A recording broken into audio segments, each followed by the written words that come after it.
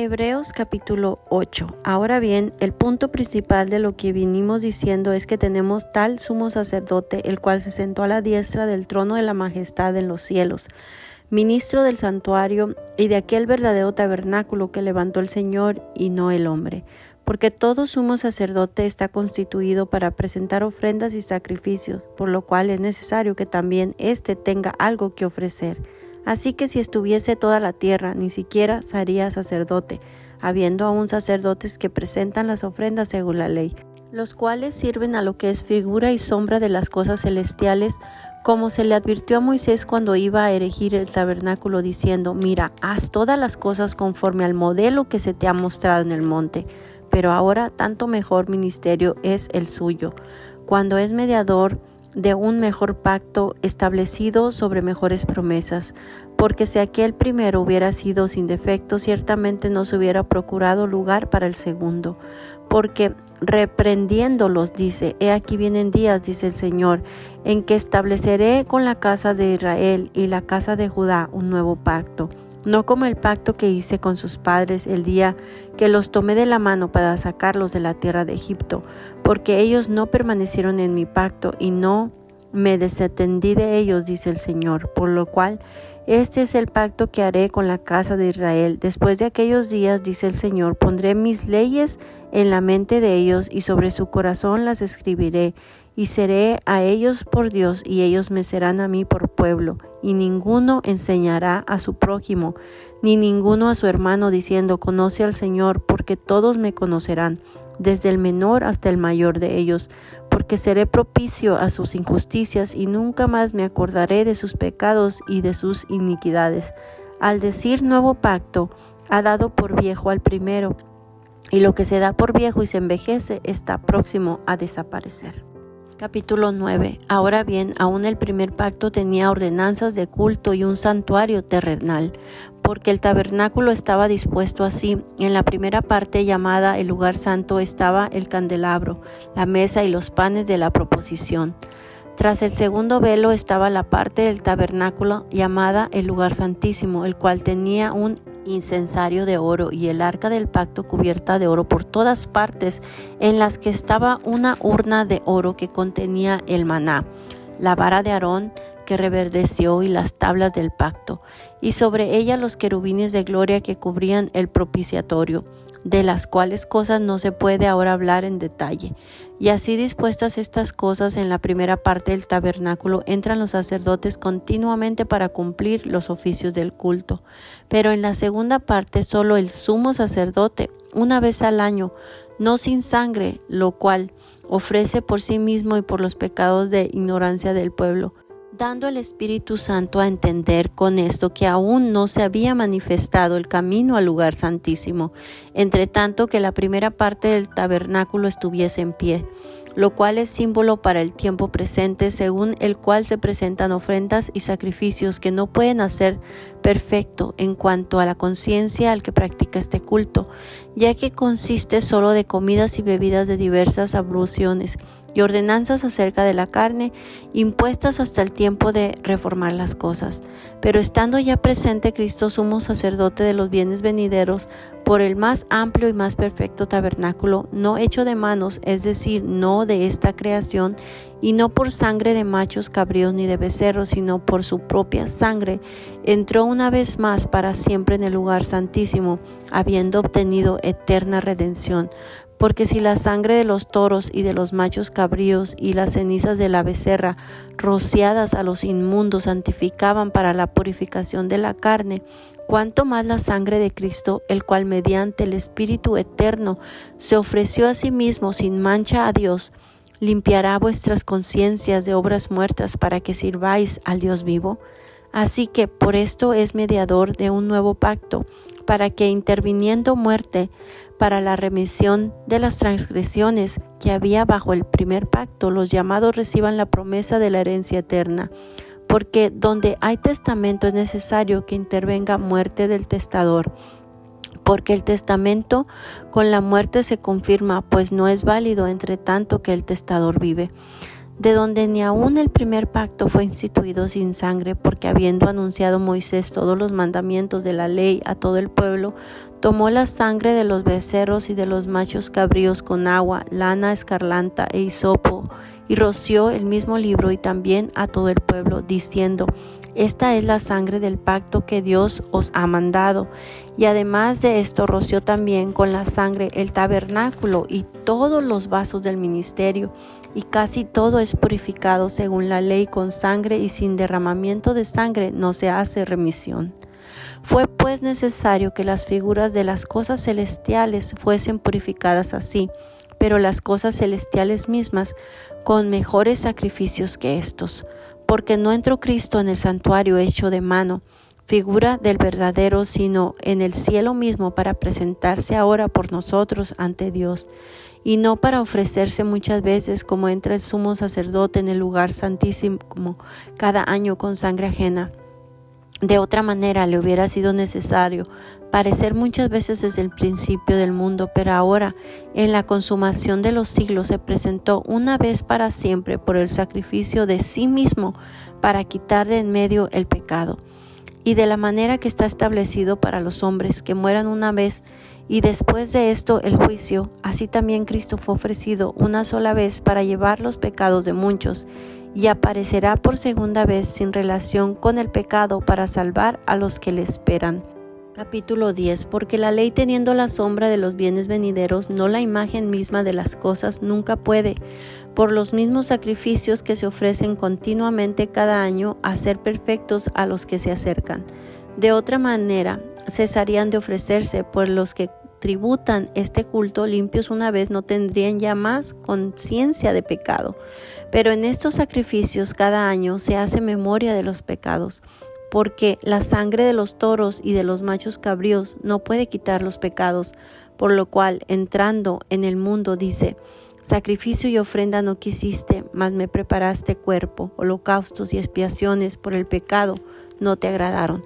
Entonces dije: he aquí que vengo, oh Dios, para hacer tu voluntad, como en el rollo del libro está escrito de mí, diciendo primero: sacrificio y ofrenda y holocaustos y expiaciones por el pecado no quisiste ni te agradaron, las cuales cosas se ofrecen según la ley.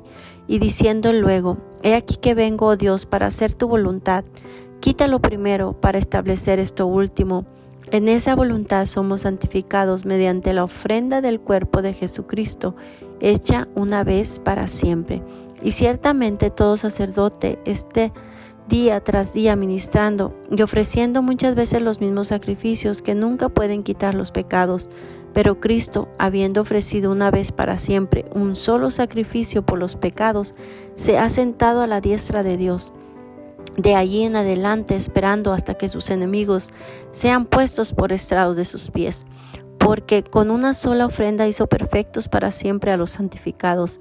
Y nos atestigua lo mismo el Espíritu Santo, porque después de haber dicho: este es el pacto que haré con ellos, después de aquellos días, dice el Señor, pondré mis leyes en sus corazones y en sus mentes las escribiré. Y añade: y nunca más me acordaré de sus pecados y transgresiones. Pues donde hay remisión de esto, no hay más ofrenda por el pecado.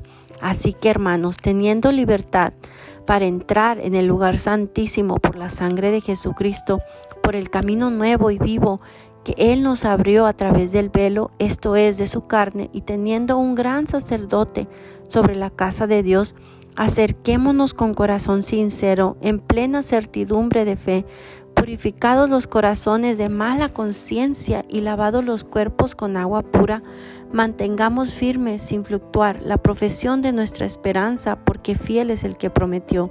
Y consideremos unos a otros para estimularnos al amor y a las buenas obras, no dejando de congregarnos como algunos tienen por costumbre, sino exhortándonos, y tanto más cuando veis que aquel día se acerca.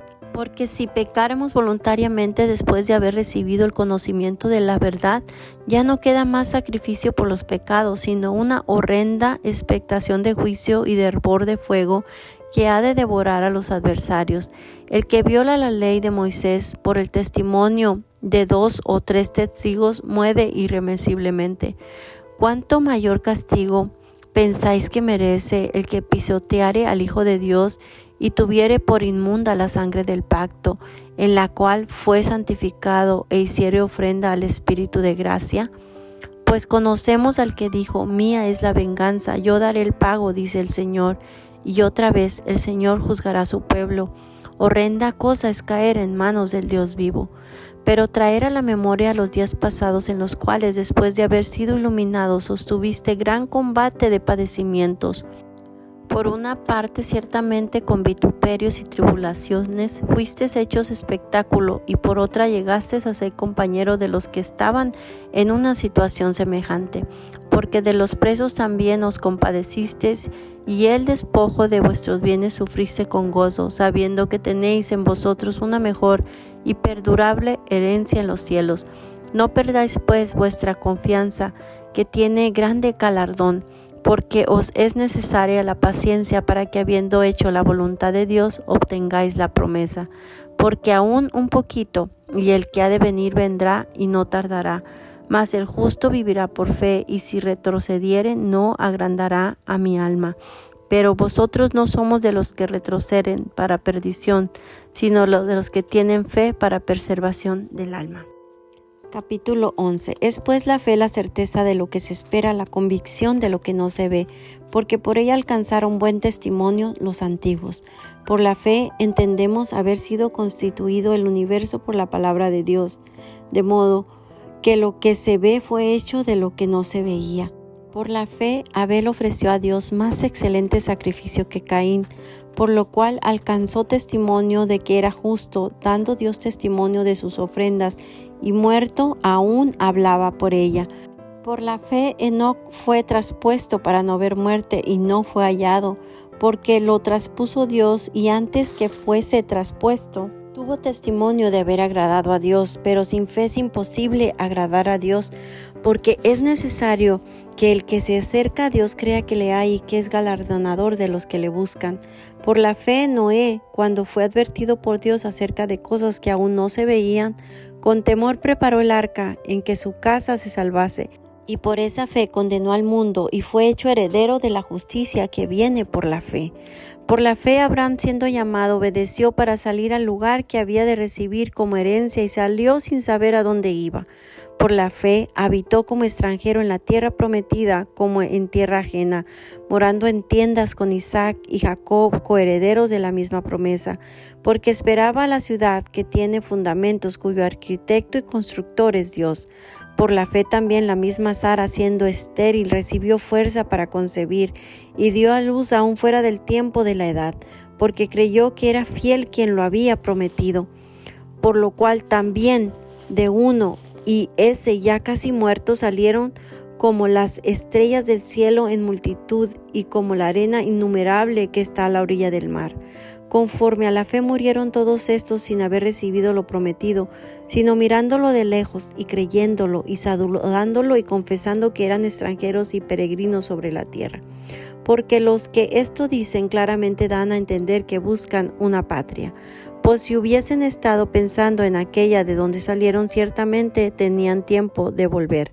Pero anhelaban una mejor, esto es celestial, por lo cual Dios no se avergüenza de llamarse Dios de ellos, porque les ha preparado una ciudad. Por la fe, Abraham, cuando fue probado, ofreció a Isaac, y el que había recibido las promesas ofrecía a su unigénito, habiéndosele dicho: en Isaac te será llamada descendencia, pensando que Dios es poderoso para levantar aún de entre los muertos, de donde, sentido figurado, también le volvió a recibir.